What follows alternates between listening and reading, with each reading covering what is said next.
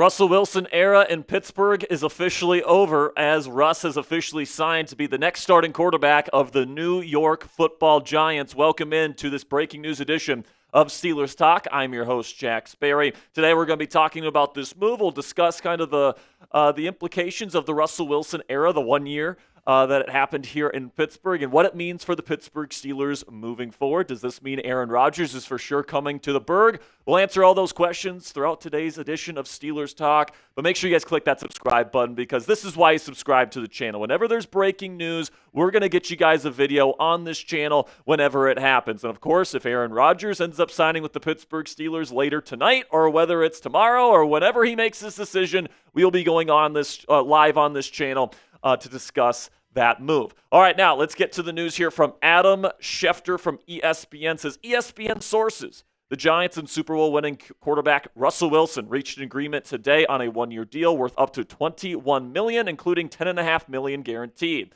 The 10-time Pro Bowl selection had been in discussions with the Giants, Browns, and Steelers, but is opting for New York, where Wilson won his Super Bowl in MetLife Stadium when, of course, the Seattle Seahawks beat the Denver Broncos all those years back. So it's a significant city. It's a significant stadium, MetLife Stadium, for Russell Wilson. And, you know, I'm happy for him. All right, I'm happy that Russell Wilson gets a fresh start somewhere. Apparently his relationship with the offensive coordinator here in Pittsburgh, Arthur Smith, was really deteriorated, and even apparently it was starting to seep into his relationship with head coach Mike Tomlin. It certainly was obvious that the Pittsburgh Steelers wanted to move on from Russ, and you know, this is a very affordable deal for New York, and I do expect him to be the starting quarterback there in the Big Apple this season. Who knows if they'll still take a quarterback of the future there in New York? If they love Shedeur Sanders at number 3 overall, I certainly think that that's going to be a possibility for them. We'll see what Cleveland does at number 2. But it certainly seems like Russell Wilson, at least to start the season, will be their starting quarterback there for the New York Football Giants in 2025.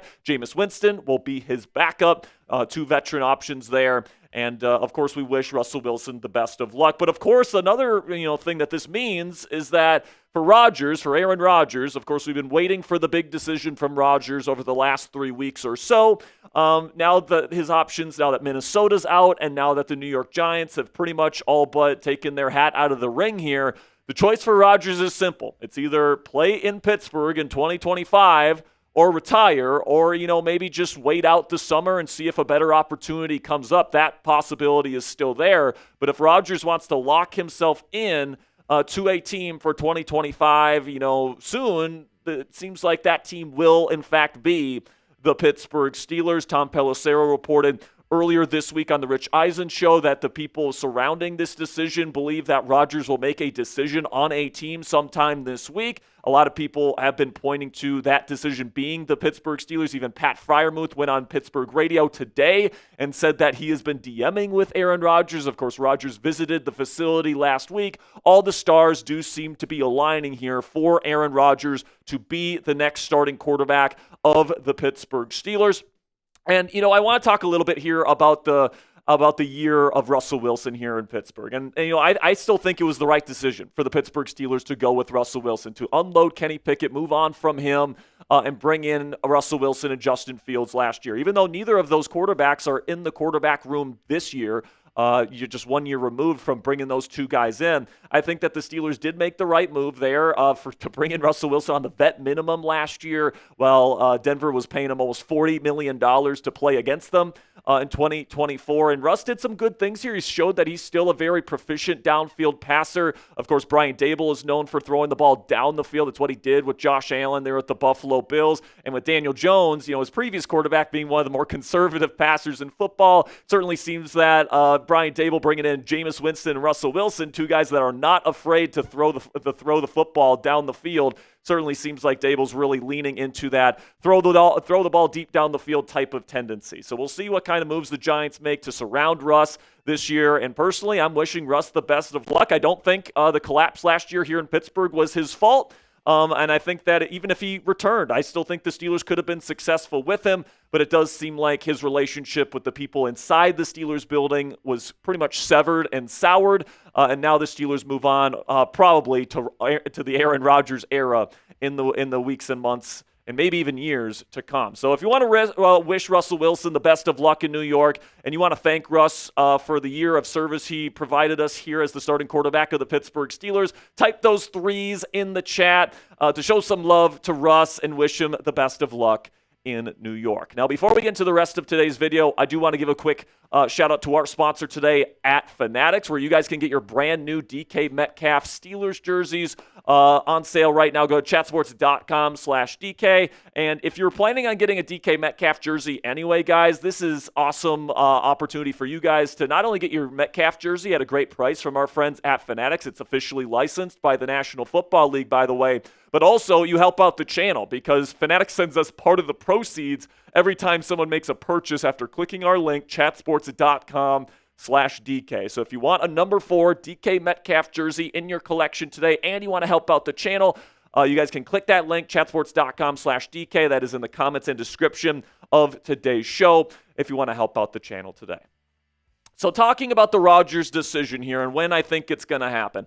I do think that, given that, Rodgers came to Pittsburgh and had a very extensive 6-hour meeting with the Pittsburgh Steelers and their coaching staff. Apparently, he talked a lot with Arthur Smith, and according to Jerry Dulac of the Pittsburgh Post-Gazette, Arthur Smith is very excited about the contents of that meeting with Aaron Rodgers. Pat Freiermuth and probably other Steelers players have been DMing and messaging Aaron Rodgers back and forth, letting him know what it's like to be a part of Mike Tomlin's culture, all these different things. I do think Rodgers wants to be thorough in his decision-making here before he makes a final decision. That's probably why he's waiting so long to make this decision, but according to the report from Tom Pelissero earlier this week, it does seem like Rodgers and his decision will be coming this week, and now that the Giants have officially taken their name out of the running, it does seem like Rodgers' decision, if he wants to sign with a team this week, is going to be the Pittsburgh Steelers or nothing. So I would expect a decision to come sometime this week. I don't know if it's going to be tonight. I don't know how quickly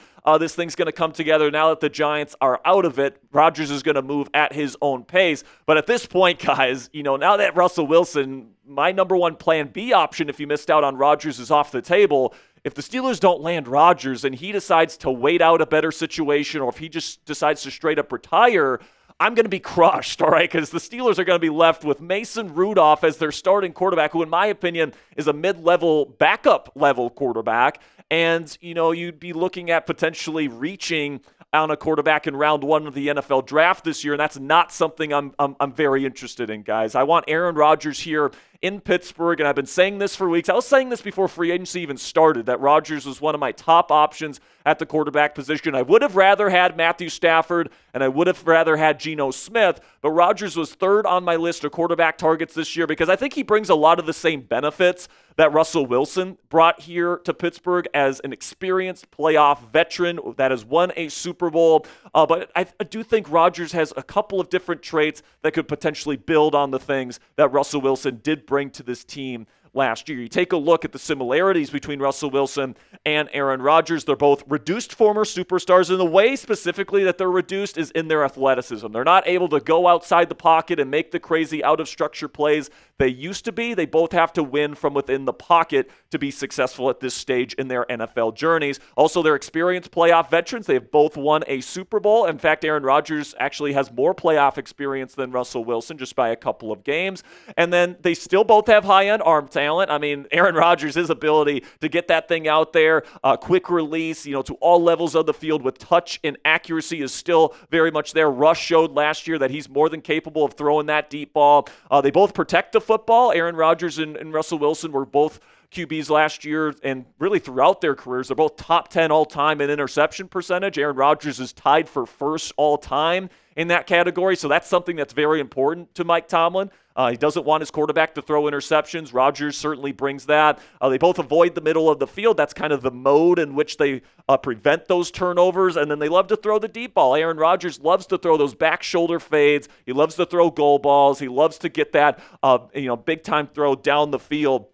And in Pittsburgh, you would certainly have some downfield threats in DK Metcalf and George Pickens to work with. But the ways that I think Rodgers is actually better than Russell Wilson, and this is why I've been advocating for the Steelers to pursue Rodgers over Russell Wilson, all right? I don't think that the difference between Rodgers and Russ is like astronomical. They're both pretty similar quarterbacks at this point in their careers. But the two areas where Rodgers is better is, number one, he gets the ball out faster and takes less sacks. His average time to throw last year was 6. Russ's was 28th. And as a result of Aaron Rodgers' sack percentage was like 6.3, whereas Russ's was 8.5. So the Steelers offense, I think, will take less sacks and less negative plays with Rodgers in at quarterback. And he's also a better post-snap processor. With Russell Wilson, he's really good on that first read, but because he's so short, he's not really able to progress over the middle of the field past that first read, all right? But with Rodgers, he's got plenty of size. He's got a legendary pocket presence as well,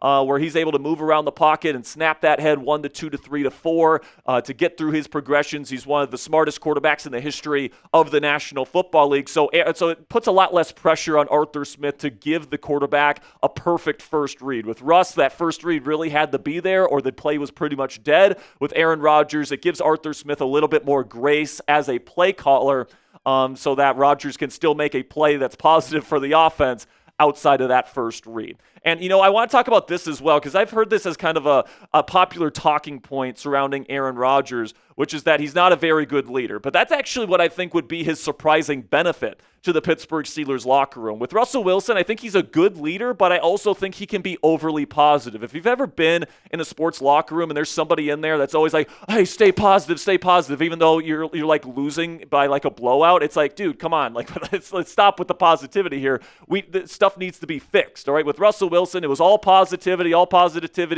And, I appreciate that about Russ, but with Rodgers, I think that he would be able to hold some more people accountable on the offensive side of the ball, something that I don't think Russell Wilson really brought to the table all that much. But Jack, Rodgers is a locker room cancer.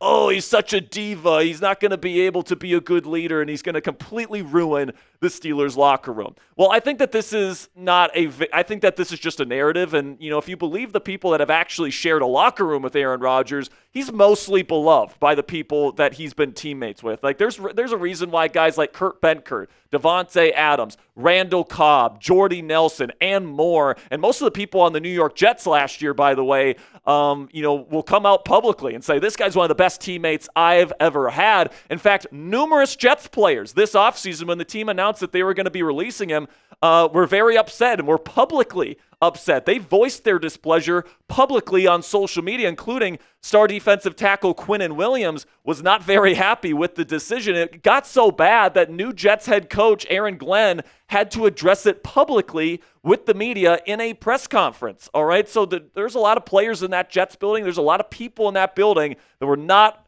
very happy with the team moving on with Aaron Rodgers, and they still believe he can be a good quarterback in this league. And I think that the reality of the situation when it comes to Rodgers is that most of the people that have shared a locker room with him, whether in Green Bay or in New York, rave about his leadership and rave about how he can connect with people, all these different things. I think that it's more than fair to say that Rodgers can be a little prickly at times, especially when things aren't going well.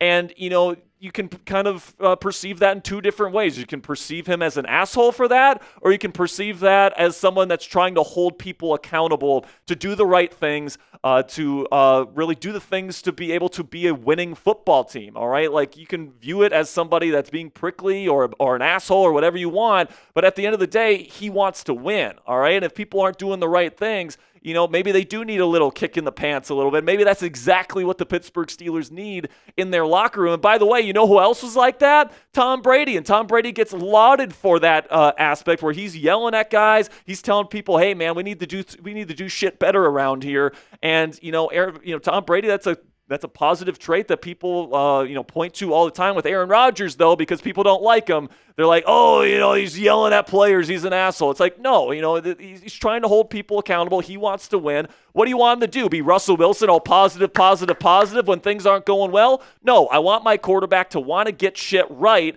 And I think that's exactly what Aaron Rodgers would bring to the table. And I think that's exactly what this offense, frankly, and what this locker room needs. They need somebody to come in, and, Russell Wilson had a big presence about him, but I don't think he was really willing to tell people, hey, you need to do stuff the right way, all right? He wasn't willing to go up to George Pickens and say, hey, you got to be on time to meetings, dog. And, he was all positive, and we saw the result, all right? The offense crumbled at the end of the season, and Russell Wilson really lost his voice in the locker room. I don't think that would be the case with Aaron Rodgers, which is why I am excited when and if he ends up signing with the Pittsburgh Steelers to be this team's next starting quarterback. And if that happens, when it happens, we will be going live on this channel, and we will be giving away an Aaron Rodgers Steelers jersey on that live stream. Me and Coop will be live whenever that news breaks, so make sure you guys click that subscribe button if you haven't already. We really do appreciate all of your guys' support. Of course, this has been a long saga. Hopefully it comes to an end here soon. Russell Wilson,